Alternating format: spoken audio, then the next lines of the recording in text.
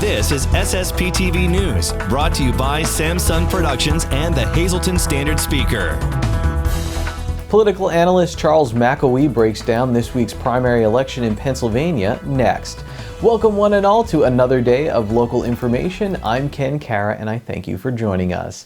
Former United States Congressman and former Hazleton Mayor Lou Barletta is running for governor of Pennsylvania. Barletta made his announcement to run on Monday morning. According to the Standard Speaker, a Susquehanna polling and research poll has Barletta leading other possible Republican candidates in the state in key markets. Barletta discusses his decision on the Sam Lasan Show. You can watch that episode Monday at 8 p.m., 9 p.m., and 10:30 p.m., and Tuesday at 5:30 p.m., 10 p.m., and 11:30 p.m., and you can watch anytime at SSPTV.com. Tuesday is primary election day in Pennsylvania, and that's the topic of today's news feature with Lisa Sugart.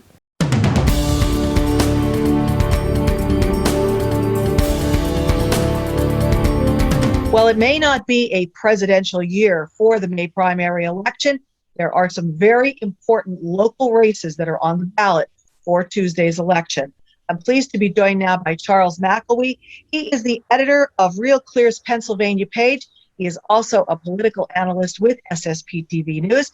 Thanks, Charles, for being here with me. There are some really important races that are going to be on the ballot this time around, many local ones that will really make a difference in people's lives. So I hope the voter turnout is very good. Right. I mean, that is a challenge of local races. It's always low turnout, but that shouldn't be the case. After all, it's the local races, whether school districts, municipal offices, and even in the case of statewide races, the judiciary branch, they have a profound and direct impact on Pennsylvanians' lives, including at the local level here in Greater Hazleton. But unfortunately, the reality is that turnout in these closed primaries is traditionally low, and I think we can be confident that that will yet again be the case on Tuesday, following what was a historically high turnout last November with the presidential election.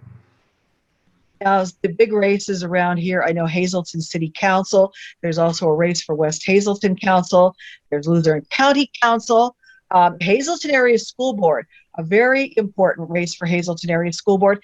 Especially it comes at a time when COVID forced schools across the country to mainly go virtual. So how big of an impact do you think COVID will have on these elections? Right. So with the school board, for example, in the Hazleton area, as elsewhere in Pennsylvania, these school board races will serve as a referendum on COVID policies regarding school closures, scattered reopenings, and other policies that were in place that were enacted by school administrations and school boards. And the question is whether it's in suburbia or in Greater Hazleton, which we often forget. The Hazleton Area School District is one of the largest school districts in Pennsylvania. There are a number of seats open. How will this past year play out or translate into the primary results on Tuesday? In addition to that, you also know that the Hazleton City Council, where there will be 3 seats contested for November, and we will see on the Democratic and Republican side who prevails on Tuesday. But look, I mean, even in Hazleton, the policies that we hear about at the national level or big cities, they apply to Hazleton too. Public safety and quality of life, for example, we are hearing that they are major issues in places like New York City, where there's a historic mayoral race at a time when New York City is in its worst shape in decades. But in Hazleton too, quality of life and public safety are major issues, and the question is, how will these council candidates, what positions will they take on those issues?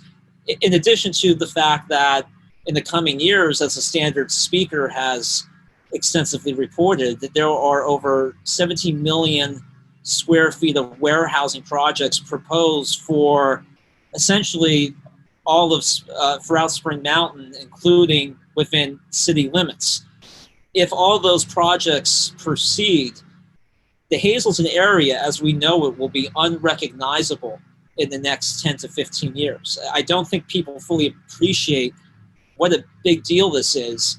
And the reality is the candidates who are running on Tuesday, whether it's the school board or municipal offices, they play a direct role in the decisions and how projects play out, such as those warehousing proposals.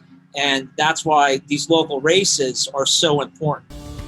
Today's news feature is brought to you by Frankie's Pizzeria and Restaurant on Wyoming Street in Hazleton. Stop by Friday and Saturday nights for all-you-can-eat crab legs starting at 5 p.m. Also, check out Frankie's new hours and their specials on their Facebook page. Charles McElwee will be part of our panel on election night, so make sure you watch SSPTV Your Vote 2021 live from 8 p.m. to 10 p.m. You can also watch on Facebook Live on the SSPTV News Facebook page. Join host Sam Lassand Sr., attorney Christine Holman, Hazleton Councilwoman Lauren Sacco, and political analysts Rick Morelli, Charles McElwee, and Mike DeCosmo as they break down the races that matter to you. Time now for weather on SSPTV News. Here's our forecast for the National Weather Service. On Tuesday, it's sunny with a high in the 70s. Tuesday night, mostly clear with a low around 50 degrees. Wednesday, sunny with a high near 80 degrees. Wednesday night, partly cloudy with a low in the 50s. Thursday, partly sunny with a high near 80 degrees. Thursday night, mostly cloudy with a low in the 50s. Friday is partly sunny with a high near 80 degrees. And Friday night, mostly cloudy with a low around 60 degrees. It's been a very good run recently for the Hazleton Area High School girls lacrosse team. Here's the SSPTV standard speaker scoreboard. The team recently had a thrilling overtime victory over Selinsgrove. That makes 7 straight wins for the team, a program record. It also clinches them a spot in the District's 2 and 11 AAA sub-regional playoffs. Riley Hudock scored her 100th career goal in the game against Selinsgrove. We'll have more on the team in next week's sports in-depth feature on SSPTV News. Here's another Valley West Little League player talking about this summer's big state tournament coming to Cunningham. My name is Christopher Tonelli. I'm 11 years old and my hometown is Nuremberg. I'm so excited for Valley West to be hosting the 11-12 Little League State Tournament. I had such a fun time with my team at the 9-10 state tournament in Wellsboro in 2019. This is such a great opportunity for our community. I'm excited for players all across the state to get to play at our home field. There's 68 days until the Pennsylvania 11 to 12-year-old Little League All-Star Tournament at Whispering Willows Park in Cunningham. Today's countdown is brought to you by the Brass Buckle Mexican Restaurant. Hit a home run just across the street from Whispering Willows Park. Ken Pollock Ford, the most important option on your next vehicle is your dealership. Make that dealership Ken Pollock Ford, your #1 most trusted dealer. Boyer's Food Market, shop fast and save money. Over 6,000 items on sale every day. And Falvello Law, seriously injured in a car accident? Call us. Coming up, a preview of a half marathon, 5K, 10K, walk, and dog jog, all to help community services for sight.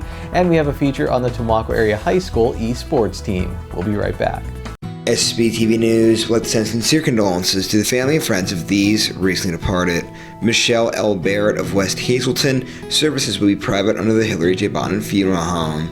Lawrence Eugene Bond Sr. of Whitehaven, who passed away on December 31st. A memorial service will be held on Saturday at 12 noon at the Lehman Family Funeral Home. Friends may call Saturday from 11 a.m. until 12 noon at the funeral home. And Malvina Monick of Hazleton. Services will be held at the convenience of the family under the Firo Funeral Home. Today's social and obituary report is brought to you by Harmon Funeral Homes and Crematory. Call 570-788-0977 or go to harmonfuneral.com.